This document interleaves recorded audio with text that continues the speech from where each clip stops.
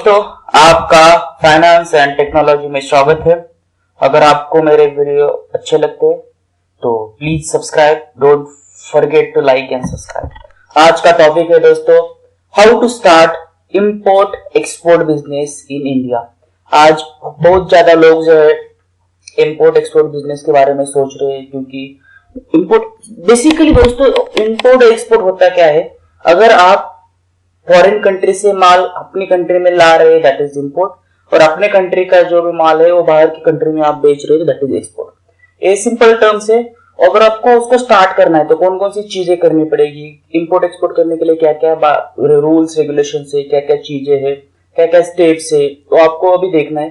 तो इस वीडियो में हम पूरी तरह से देखेंगे कि इंपोर्ट एक्सपोर्ट स्टार्ट करने के लिए आप बाद में इंपोर्ट एक्सपोर्ट कर सकते हैं, लेकिन वो स्टार्ट करने के लिए आपको जो भी कंपनी है, फर्म है, उसको कैसे रजिस्टर करना है, क्या क्या स्टेप्स है, उसके जो स्टेप्स है, आई कोड क्या होता है, एक्सपोर्ट ऑनलाइन आई कोड को कैसे अप्लाई करते हैं, वो सब जो चीजें इसमें हम देखेंगे।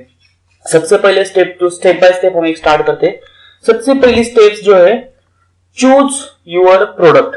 दोस्तों, जब भी आप कोई नई कंपनी स्टार्ट कर रहे हो या फिर जो भी आपको इंपोर्ट एक्सपोर्ट की कोई भी आइडिया है, सपोज आप एग्रीकल्चर में इंपोर्ट एक्सपोर्ट यानी कि अनार का एक्सपोर्ट करने वाले हो, ग्रेप्स का करने वाले हो, एप्पल का करने वाले हो, या फिर मैन्युफैक्चरिंग सेक्टर में मशीन्स का करने वाले हो, या फिर फार्मेसी सेक्टर में केमिकल्स का, मेडिकल दवाइयों का करने वाले हो, ऐसा जो जिस सेक्टर में आप इंपोर्ट एक्सपोर्ट करने वाले हो उस सेक्टर का जो भी प्रोडक्ट आप इंपोर्ट एक्सपोर्ट करने वाले हो उस प्रोडक्ट के बारे में पहले जानकारी लो, उसका पूरा मार्केट रिसर्च कर लो। मार्केट रिसर्च यानी कि जो भी आपने प्रोडक्ट चूज करना है उसका, उस प्रोडक्ट का मार्केट में क्या वैल्यू है, बाहर जब एक्सपोर्ट कर रहे हो तो उसका वहां पे क्या प्राइजेस है, वहां पे आपको कितना मुनाफा होने वाला है। ये सारी जो चीजें है आपको स्टार्ट करने से पहले सोचनी है कि कौन सा प्रोडक्ट चूज करना है, कौन सा प्रोडक्ट अच्छा है, कौन सा अच्छा नहीं है, कौन से प्रोडक्ट से ज्यादा प्रॉफिट मिल सकता है, कौन सा प्रोडक्ट का डैमेज कम हो सकता है, लॉस कम हो सकता है। सो यहाँ पे वही लिखा है, starting an export company is the easiest thing, but choosing a product and finding buyers is major work for exporter in India. So before getting into starting up, select your product clearly, gather as much knowledge about the product, do a complete research of legal problem, government policy, restriction for exporting the product. अभी इसमें problems क्या हो सकते हैं, कभी कभी suppose आप agriculture में जा रहे हो तो वहां पे 2-4 दिन के बाद, जब सपोज ग्रेप्स का कर रहे हो तो 2-4 दिन के बाद वो माल डैमेज होने के चांसेस हो सकते हैं, वहां पे केमिकल्स रेसिड्यूज होते हैं। अगर टेस्टिंग में वो आपका पास नहीं होता है एक्सपोर्ट में तो वो रिजेक्ट किया जाता है, तो बहुत ज्यादा हेवी लॉस होने की संभावना होती है।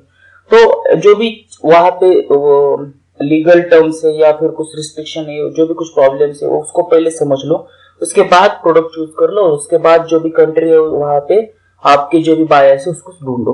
ओके, तो ये फर्स्ट स्टेप है। अभी आपने अपना प्रोडक्ट चूज किया, अभी प्रोडक्ट के हिसाब से आप अपने कंपनी का नाम डिसाइड कर लो, क्योंकि कभी भी एक इंपोर्ट एक्सपोर्ट करने के लिए आपको एक रजिस्टर्ड फर्म होने की जरूरी है, एक रजिस्टर्ड कंपनी होनी चाहिए। इसलिए जो भी आप प्रोडक्ट कर रहे हो तो उस हिसाब से आपका कंपनी का नाम भी वहां पे डिसाइड कर लो। और जनरली लोग डिसाइड करते हैं कि जो भी नाम है वहां पे आगे एक्सपोर्टर, एक्जिम, एक्सपोर्ट इंडिया, जैसे कि मैंने यहाँ पे कुछ एग्जांपल लिखे, एटिको एक्सपोर्ट, सेवेंस्को exim, exim means export import, excel export India. जैसे कि अगर आप एग्रीकल्चर में करने वाले हो तो एग्रीकल्चर का ही आप कोई नाम रख सकते हो। तो इस हिसाब से एक कंपनी का नाम डिसाइड कर लो। ओके, देन नाम डिसाइड होने के बाद अब आपको अपने आप प्रोडक्ट चूज किया, कंपनी का नाम डिसाइड किया, अभी आपको कंपनी रजिस्टर करनी है। कंपनी रजिस्टर करने के लिए सबसे पहले तो 2 चीजें ध्यान में रखनी है, या तो आपकी कंपनी मर्चेंट एक्सपोर्ट में सेक्टर में आती है या मैन्युफैक्चरिंग एक्सपोर्ट में आती है। तो उसमें डिफरेंस क्या है अगली वीडियो में आपको बताऊंगा। तो मैन्युफैक्चरिंग एक्सपोर्ट का है या मर्चेंट एक्सपोर्ट का है, वो उसके बारे में जानकारी लो। उसके बाद जो कंपनी रजिस्टर करने वाले हो वो आइदर प्रोप्राइटरशिप में है या पार्टनरशिप में है, limited company, 1 person company, trust या एचयूएफ, इसमें से कोई भी एक के अंदर आप अपनी कंपनी का रजिस्ट्रेशन कर सकते हो। जनरली अगर आपको स्मॉल इन्वेस्टमेंट में अगर स्टार्ट करना है एक्सपोर्ट इंपोर्ट तो प्रोप्राइटरशिप में लोग स्टार्ट करते हैं। और उसके बाद जैसे कि मैंने अभी बताया कि आपको मर्चेंट एक्सपोर्ट या मैन्युफैक्चर एक्सपोर्ट का सेक्टर में चूज करना है, उसके बाद प्रोप्राइटरशिप में, और आपको जाके अपनी कंपनी का रजिस्ट्रेशन करना है। ये थर्ड चीज। उसके बाद में होता है फोर्थ, अगर पहले आपने अपना कंपनी रजिस्टर किया, अभी उसी कंपनी के नाम से आपको इंपोर्ट एक्सपोर्ट कोड जनरेट करना है। तो उसको इंपोर्ट एक्सपोर्ट कोड जनरेट करने के लिए आपको कहां पे अप्लाई करना है देखते हैं। So apply for import export code, ये फॉर्मेट है जनरल, वहां पे ऐसा आपका इंपोर्ट एक्सपोर्ट कोड आता है।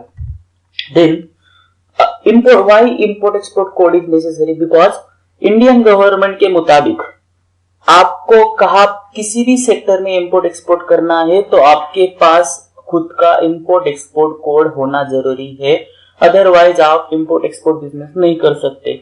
और अगर विदाउट इंपोर्ट एक्सपोर्ट कोड के बिना अगर आपको स्टार्ट करना है तो आपको किसी ब्रोकर या थर्ड पार्टी की हेल्प लेनी पड़ेगी।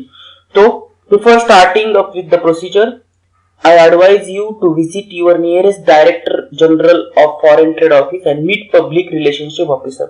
अगर आप वहां पे जाते हो तो आपको पूरा जानकारी जो है इंपोर्ट एक्सपोर्ट कोड के बारे में वो दी जाएगी। तो वहां पे एक बार जाके आप जानकारी ले सकते हो।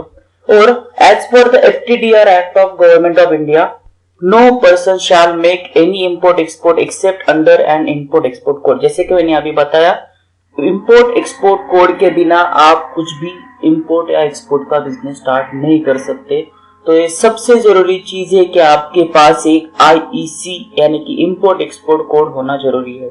अभी ये इंपोर्ट एक्सपोर्ट कोड कैसे लेना है, कहां पे अप्लाई करना है? तो इंपोर्ट एक्सपोर्ट कोड के लिए आपको apply to director general foreign trade, DGFT, director general foreign trade. तो यहाँ पे उनका वेबसाइट है जो मैंने यहाँ पे लिखा है, http://www.dgft.gov.in। इस वेबसाइट पे आपको रजिस्ट्रेशन करना है, वहां पे सारी जो जानकारी है वो फिल करनी है। उसके बाद उसका फीस रहता है सिर्फ एंड सिर्फ 500 रुपीज। तो सिर्फ 500 रुपीज के फीस आपको पे करना है और ये इंपोर्ट एक्सपोर्ट कोड जनरेट करना है। और एक बात है दोस्तों, ये जो इंपोर्ट एक्सपोर्ट कोड है, एक पर्सन को एक ही इंपोर्ट एक्सपोर्ट कोड एक पैन कार्ड पे मिलता है। अगर आप सिम एक ही पैन कार्ड पे एक से बढ़कर 2 या 3 इंपोर्ट एक्सपोर्ट कोड जनरेट करने की कोशिश करते हो तो गवर्नमेंट रूल का वायोलेशन होता है। तो ऐसा कभी ना करियो, सिर्फ एक पैन कार्ड पे एक इंपोर्ट IEC कोड आपको मिलेगा। और ये जो IEC कोड होता है वो लाइफ टाइम के लिए आपको मिलता है। तो इसीलिए उसका 5 साल 10 साल या कुछ भी रिनोवेशन की जरूरत नहीं होती। एक बार लिया तो पूरे लाइफ टाइम के लिए आपके लिए वो एलिजिबल है।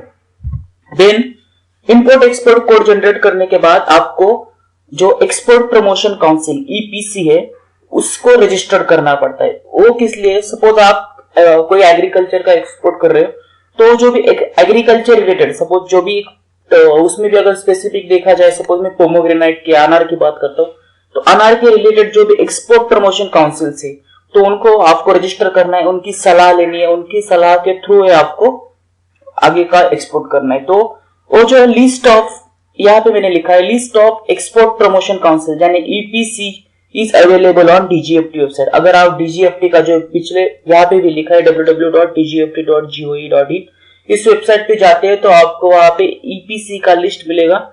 उस EPC के लिस्ट में से आपका जो प्रोडक्ट है उसके हिसाब से आपको EPC एक्सपोर्ट प्रमोशन काउंसिल को रजिस्टर करना है। एंड देन उसके बाद आता है इंस्पेक्शन सर्टिफिकेट। तो export quality control, as per the export quality control and inspection act 1963, for sound development of export trade, export inspection council of India will help for inspection certificate. तो ये inspection certificate आपको लेने की जरूरत है, उसके लिए आपको एक्सपोर्ट इंस्पेक्शन काउंसिल हेल्प करेगा, तो वो भी आपको जरूरी है। तो ये जो चीजें है, सबसे पहले तो प्रोडक्ट, उसके बाद कंपनी का नाम, उसके बाद रजिस्ट्रेशन, प्रोप्राइटरशिप, मैन्युफैक्चरिंग सेक्टर या मर्चेंट सेक्टर, उसके बाद आता है IEC कोड, उसके बाद EPC एंड इंस्पेक्शन सर्टिफिकेट। ये सारी चीजें होने के बाद आपकी कंपनी जो है now ready for export import business. पहले ये सारी चीजें करने के बाद आप इंपोर्ट एक्सपोर्ट के लिए रेडी हो। उसके बाद आपको क्या करना है कि सपोज आपके अभी कंपनी स्टार्ट हुई है, तो सबसे पहले आप उसको कंपनी को प्रमोशन आपकी सोशल नेटवर्किंग साइट के थ्रू कर सकते हो, like Twitter, LinkedIn, Facebook, WhatsApp. इसी सोशल नेटवर्किंग साइट आप आपके कंपनी को प्रमोशन कर सकते हो।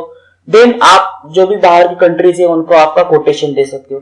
तो वो जो जानकारी है, पूरी जानकारी, कैसा एक्सपोर्ट इंपोर्ट एक्सपोर्ट के वैल्यूज डिसाइड करना है, कैसे प्रमोशन करना है, ये सारी चीजें जो हम नेक्स्ट वीडियो में देखेंगे। Thank you.